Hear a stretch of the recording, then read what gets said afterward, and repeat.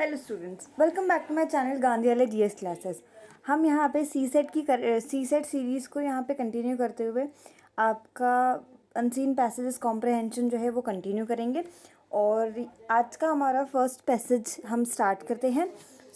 First passage start करते हुए, in the typical western liberal context, deepening of democracy invariably leads to consolidation of liberal values. In the Indian context, democratization is translated into greater involvement of people, not in individuals, which is a staple to liberal discourse, but as communities or groups. Individuals are getting involved in the public spheres not as atomized individuals, but as members of primordial communities drawn on religious or caste identity. Community identity seems to be the governing force. It is not therefore surprising that so-called peripheral groups continue to maintain their identity with reference to the social groups, caste, religion or sect to which they belong while getting involved in the political processes, despite the fact that their political goals remain more or less identical. By helping to articulate the political voice of the marginalized, democracy in India has led to a loosening of social strictures and empowered the peripherals to be confident of their ability to improve the socio-economic conditions in which they are placed. This is a significant political process that had led to a silent revolution through a meaningful transfer of power from the upper caste elites to various subaltern groups within the democratic framework of governance. ये हमारा 2012 का question paper का passage है।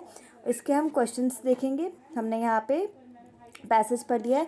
Question में आप देख सकते हैं, क्वेश्चन में कहा जा रहा है, according to the passage what does deepening of democracy mean in the western context. So here is our options. First option is consolidation of group and class identities. Second option is democratization translated as greater involvement of people. C is democratization as greater involvement of atomized individuals in the public spheres. And the fourth option is none of the statement A, B, C given above is correct in this context. So according to passage, अगर आप C option पे ध्यान दें, democratization as greater involvement of atomized involvement in the public spheres, हमारा यही इसका answer हो जाएगा. नेक्स्ट क्वेश्चन की तरफ हम बढ़ते हैं. नेक्स्ट क्वेश्चन हमें क्या पूछा जा रहा है according to passage. Next question है आपका, greater democratization in India has not necessary led to.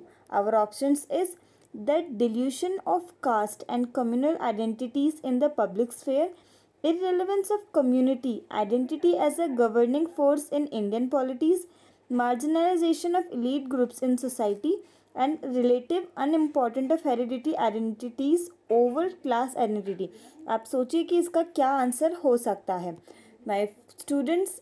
इसका अगर आप ऑप्शन 2 देखें, बी जो है, irrelevance of community identity as a growing force in political Indian polities, ये इसका आंसर होगा. नेक्स्ट क्वेश्चन हम पढ़ते हैं, what is the silent revolution. What is the silent revolution that has occurred in the Indian democratic processes? Our options is irrelevance of caste and class hierarchies in political processes. Next option is loosening of social structures in voting behavior and patterns. Next option is social change through transfers of power from upper caste elites to subaltern groups. And the last option is all the statements ABC given above are correct. अगर आपने passage को ध्यान से पढ़ा होगा तो आपको बिल्कुल एग्जैक्ट समझ में आ जाएगा. हमारा जो सी ऑप्शन है, social change through transfer of power from upper caste elites to subaltern groups, ये हमारा इसका आंसर होगा. नेक्स्ट पैसेज की तरफ हम बढ़ते हैं. नेक्स्ट पैसेज आपका छोटा सा है, बिल्कुल इसी तरीके से कभी आपको छोटे पैसेजेस दिए जाएंगे, कभी बड़े दे दिए जाएंगे.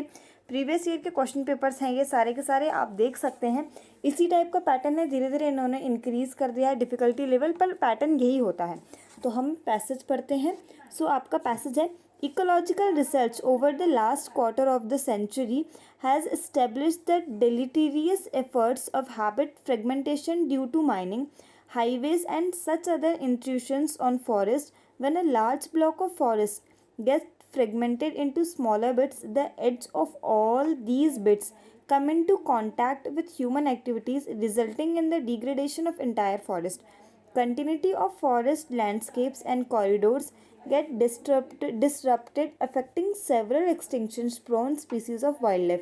Habitat fragmentation is therefore considered as the most serious threat to biodiversity conservation. Ad hoc grant of forest lands to mining companies coupled with rampant illegal mining is aggravating these threat.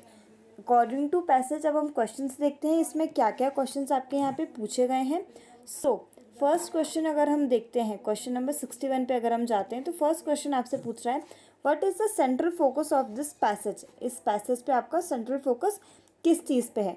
सो अब options is illegal mining in forest, extension of wild life, conservation of nature, disruption of habit. अगर आपने passage ध्यान से पढ़ा तो आप बिल्कुल easily बता सकते हैं कि हमारा जो ऑप्शन डी है डिसरप्शन ऑफ हैबिट इसका मेन फोकस है पैसेज का.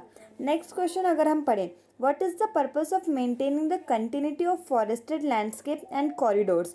Our statement is first preservation of biodiversity, second management of mineral resources, third is grant of forest lands for human activities. Now our question is select the correct answers using the code given below.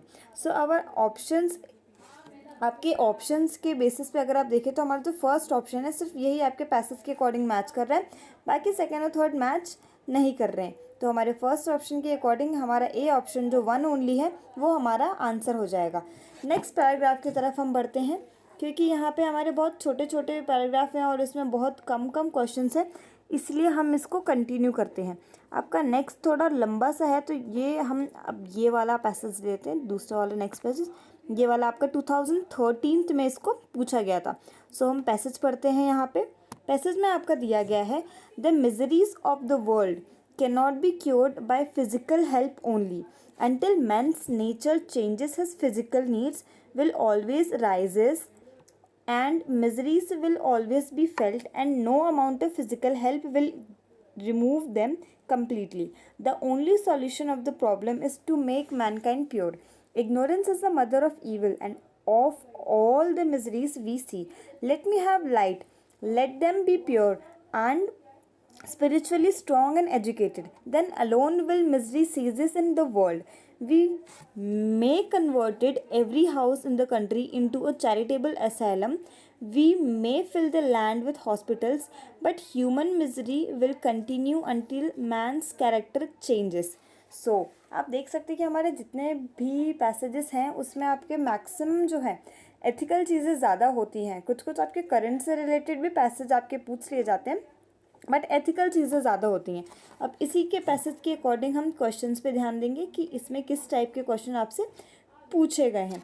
So first question अगर हम इसका देखें तो according to passage which of the following statement is most likely to be true as the reason for man's miseries. Okay, हमारा first option है the poor economic and social conditions prevailing in society. Second option is the refusal on the part of man to change his character. Third option is the absence of physical and material help from his society, and the last option is ever increasing physical needs due to changing of social structure. If you notice तो हमारा यहाँ पे second वाला जो option है the refusal of the part of man change in his character, ये वाला option हमने पैसेज में बिल्कुल पढ़ा था और ये हमारे इस क्वेश्चन का आंसर हो जाएगा. नेक्स्ट क्वेश्चन अगर हम देखते हैं with reference to the passage the following assumption have been made. हमारा फर्स्ट स्टेटमेंट है the author gives primary importance to physical and material help in eradicating human misery, and the second statement is charitable homes, hospitals etcetera can remove human misery to a great extent. Which of the following assumption is are valid और correct. अब हम इसमें देखेंगे आपको जो first और second option है 69 question के अकॉर्डिंग आपका फर्स्ट और सेकंड ऑप्शन दोनों ही आपके पैसेज से मैच नहीं करता है. So neither one neither two, इसका जो हमारा करेक्ट आंसर हो जाएगा वो एक डी हो जाएगा, neither one neither two. Students यहीं पे आज हम यहाँ की ये वीडियो फिनिश करते हैं। जैसे कि मैंने आपको कहा था कि मैं आपको दिन में 2 वीडियोस प्रोवाइड करूँगी आपका, जिससे 6-7 जो है पूरी की पूरी पैसेजेस आप रीड कर सकें और उनकी प्रैक्टिस कर सकें। Thank you and have a nice day.